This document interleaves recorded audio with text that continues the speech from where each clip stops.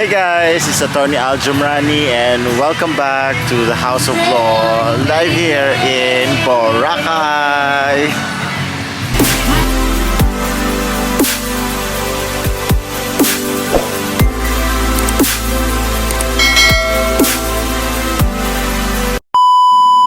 Hi guys, it's me again, Attorney Al, and as you have seen in my intro to this video, I'm in Boracay for a much needed break. Masarap talaga na walang ginagawa. pero hindi, kailangan pa rin magtrabaho, pero at least hindi na masyado tayo hectic ngayon, no? Hindi katulad ng mga nakaraang araw. Grabe, ang daming ganap, may mga hearings, may mga classes, may MCA lectures. In fact, may mga advanced review classes na rin for the bar. Oh yes, magkakaroon po ng bar exam this coming November 2022. Oops, hindi pa tayo sure dyan sa November 2022. Marami pang pwedeng magbago, mangyari, no, sa bar. I mean, with the past experience, no, yung 2020-2021 bar, na-suspend or na-cancel kasi yun dahil sa leche flan na COVID-19 na ito. But still natuloy naman, thankfully. And it's business as usual pa rin, no? Kaya kailangan pa rin tayong magbigay ng bar exam para dun sa mga graduates last year at saka this year, no, na gusto rin maging abogado at mabigyan ng chance and privilege to practice law in the Philippines. But that's not what I'm going to discuss in this video. Instead, what I'm going to discuss in this video is itong notice na nakita ko dito sa loob ng kwarto ko. And it says, management will not accept responsibility for the loss or damages to any personal belongings left unattended on these premises. Ayan. I'm sure marami na ang nakabasa ng ganito, no? Marami kayong mga travelers din. Mahilig kayo magstay sa isang hotel. I mean, why not? I mean, the best way to travel, I think, is to, stay with a hotel. Although, of course, marami din iba na mahilig mag-camping and all that. But, for the most part, we stay in hotels when we go to the different tourist destinations. So, we see these notices inside the room, even outside the room, on hallways, on lobbies, ganyan.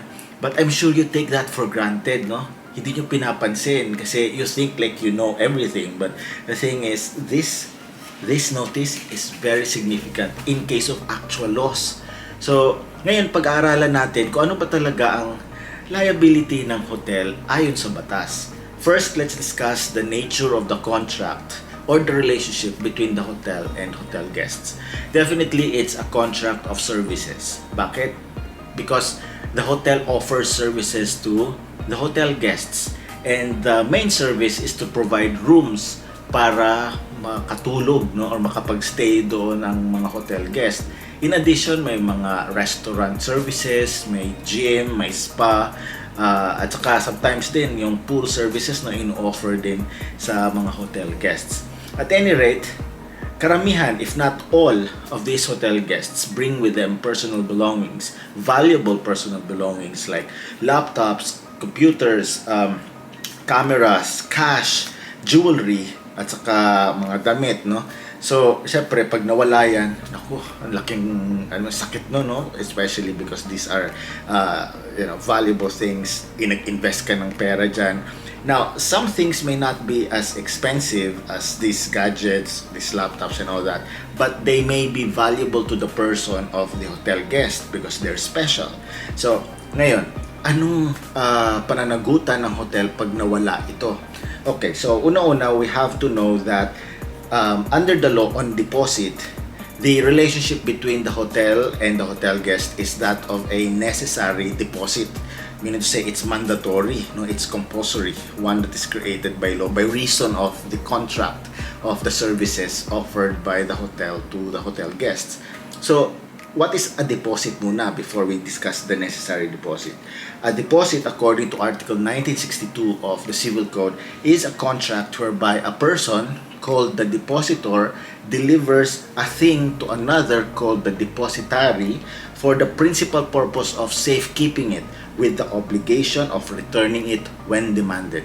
Ibig sabihin, sa isang contract of deposit, may isang tao na magbibigay ng isang gamit o bagay sa ibang tao na ang obligasyon nito ay itago o pangalagaan yung gamit o yung bagay na yon at isoli pag kinakailangan.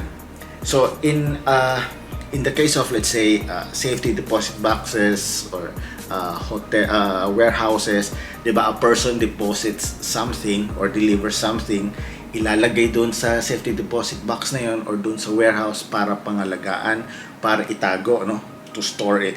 And then later on, the depositor may demand to return it. Pwedeng after a few days, after a few months, or anytime.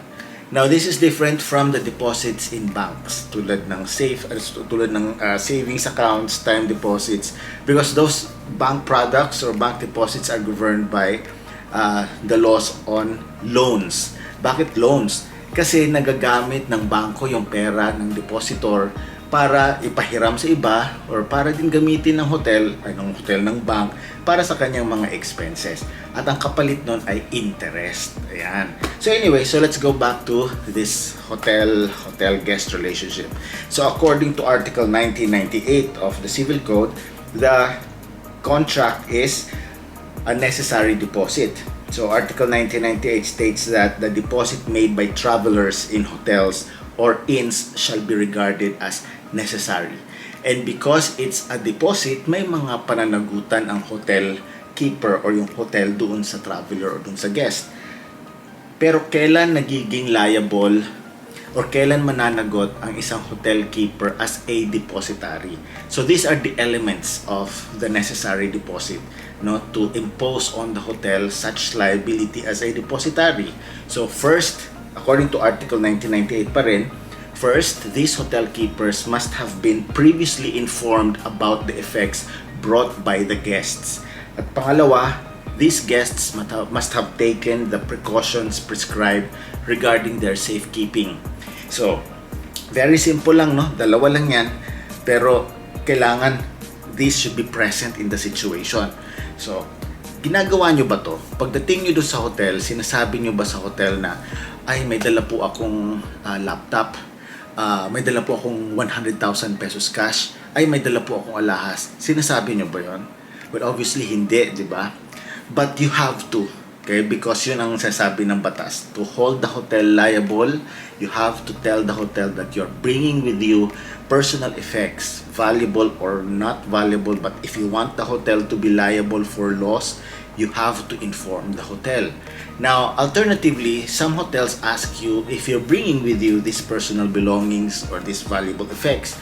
Like, sasabihin nila, sir, ma'am, meron ba kayong cash na dala? Because meron kaming safety deposit box na pwede nyong gamitin. Or, ma'am, sir, meron ba kayong mga laptops or computers or important gadgets na of course, valuable. Meron din po kaming, let's say, room or amenities para doon nyo po itago yung mga yan. So when you're asked that question, you have to tell the hotel, no? Otherwise, they will not be liable in case of loss. Ayan, yun yung unang-una. Now, pangalawa is, as hotel guests or as travelers, you have to comply, observe, and follow the precautionary measures that are prescribed by the hotel for the safekeeping, not just of this stuff or these things, but also of your own security. So, usually sasabihin nila, sir, ma'am, please make sure that you lock your doors when you leave the room. Or please, sir, ma'am, do not leave your things unattended anywhere inside the hotel premises. So, you have to follow that. Ibig sabihin, kailangan maging vigilant ka rin or diligent dun sa pag-aalaga ng mga gamit mo. Okay, so when those two requisites, meaning to say notice to the hotel and the hotel guest taking or following the precautionary measures prescribed by the hotel, then that way, the hotel will become liable in case mawala or may mangyari dito sa mga personal effects na dala-dala nyo doon sa hotel. Now, take note that this liability of the hotel extends also to cars, animals, and other things that are brought in and placed in the annexes of the hotel. So, halimbawa, may sasakyan ka, pinark mo ngayon sa parking lot ng hotel, meron ding contract of necessary deposit doon. Kung meron kayong mga hayop, no, or mga ibang mga gamit na ilalagay nyo dun sa basement or kung saan man na parte ng hotel, no, hindi lang dun sa hotel room ninyo, liable din ang hotel doon under the doctrine of extended liability. Okay, now here's the interesting question. Is this rule absolute? Kapag ka nawala ba talagang the hotel is liable? Well, the answer is no. Because ayon sa Articles 2000, 2001, at saka 2002 of the Civil Code, the hotel is not liable if the cause of the loss or injury is any of the following. Una, in case of force majeure, kaso fortuito or fortuitous event. Ibig sabihin yung mga acts beyond the control of the hotel. Like halimbawa mga earthquakes, calamities, floods, etc. Because seriously, no, hindi naman talaga kontrolado yan ng hotel. Okay, so anong mga posibleng mangyari pag nagkaroon ng kalamidad? Siyempre, halimbawa na nagkaroon ng loss of or destruction of property, like sunog, ganyan. So clearly, hindi liable ang hotel doon. Okay, pangalawa is kung ang cause of the loss or injury is robbery with force upon things or irresistible force. Ibig sabihin, ito yung pagnanakaw na may kasamang pagsisira ng mga gamit. Halimbawa, sinira yung pinto, sinira ang bintana, sinira ang safety deposit box, di ba? So that's robbery with force upon things.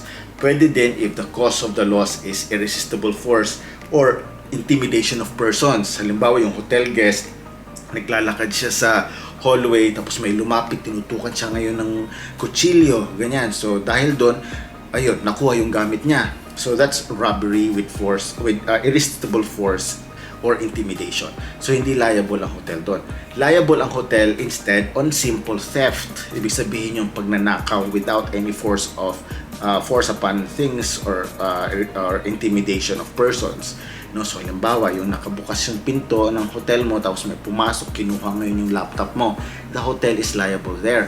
Now, speaking of theft, who could possibly cause the loss or injury?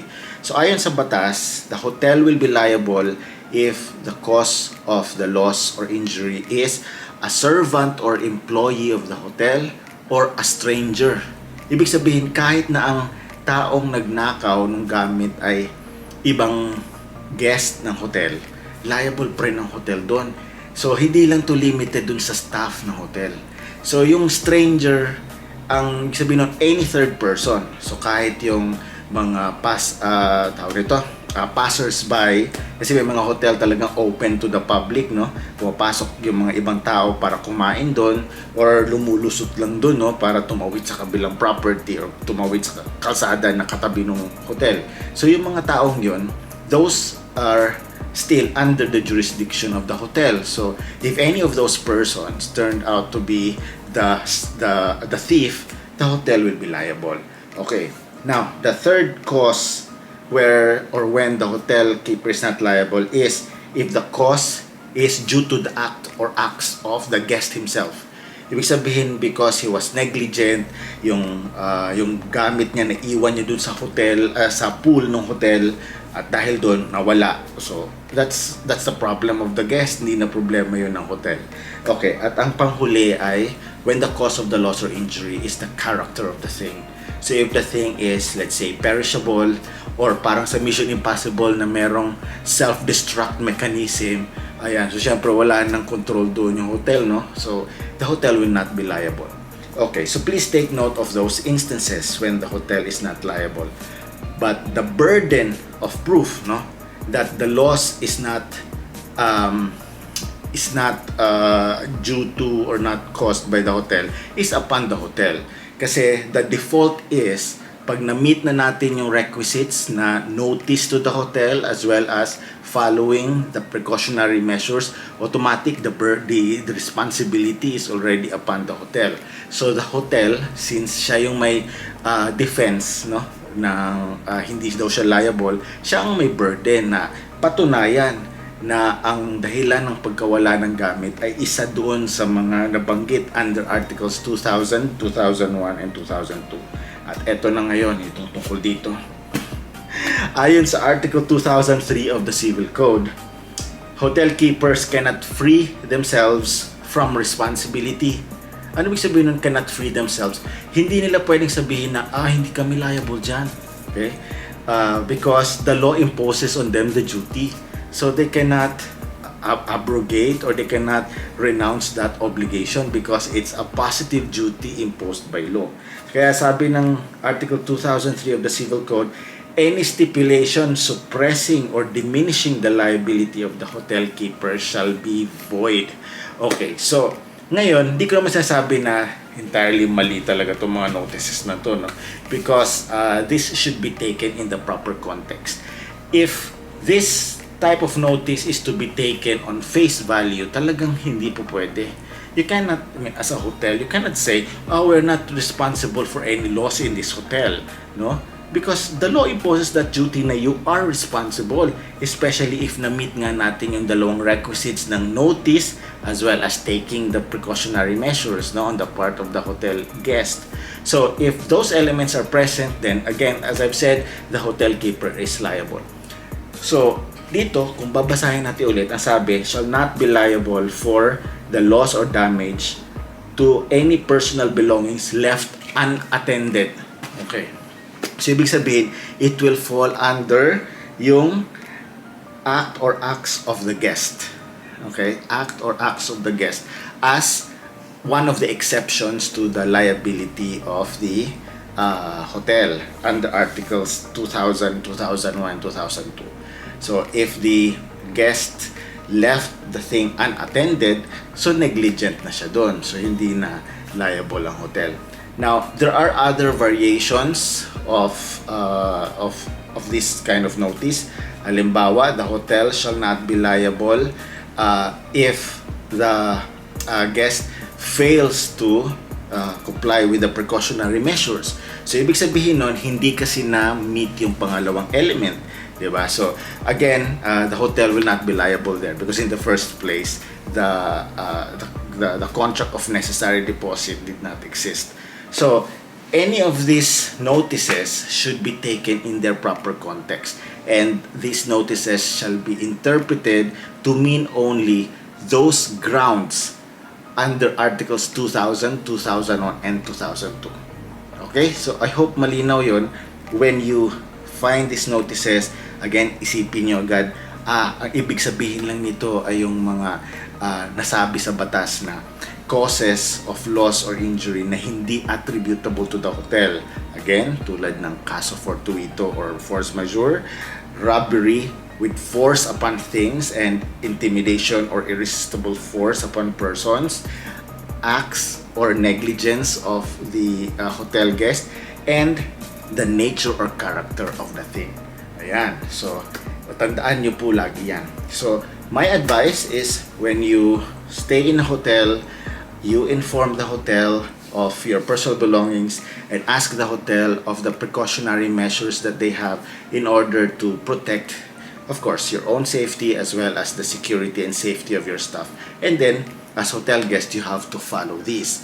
Now, in case merong mga notices dyan na nakikita nyo sa mga hotel at saka, alam mo yun, hindi malinaw sa inyo or sa tingin nyo, parang this is not right, this is not legal, you discuss that with the hotel. Knowing your rights under the law should make you be vigilant about, you know, the safety of your staff. So kaya tanungin nyo, sabihin nyo, bakit ganito? Bakit hindi kayo liable? Kung halimbawa lalabas ako ng hotel room, so paano yan? Are you suggesting that I bring my stuff everywhere I go? Syempre, hindi naman yan yung purpose ng pag-stay mo sa hotel. You want to leave your things there so you can explore the place or maybe eat in the restaurant or enjoy the pool, no? For example. So kaya yun yung advice ko. You discuss these issues or these, you know, notices and posts that you see inside the hotel room or in the hotel premises with the hotel para malinaw. Now, if you're also watching this and you are a hotel keeper or a resort owner, please know that you cannot exempt or exculpate yourself from the responsibility or liability imposed by the law. Remember that you are in the service industry and it's important that you do not only provide the service but you also protect and take care of your clients or your customers. And part of that is to make sure that their stuff, their personal belongings are safe, and that when they leave your hotels and your resorts, they also leave with the same things that they brought with them in your hotel, and maybe more, like your souvenirs and other merchandise, plus of course the happy memories that they had when they stayed in your hotel.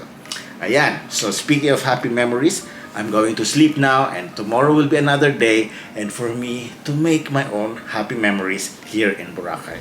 So ayan, so I hope you enjoyed this short pa ba tong video na to, but this quick video on this very trivial maybe for some, but also very important for many travelers, no? This topic on liability of hotel keepers for the loss of personal belongings of guests. So if you enjoyed this video, please give it a thumbs up, please subscribe to my channel, and please click that notification bell so that you will be notified in case I upload a new video.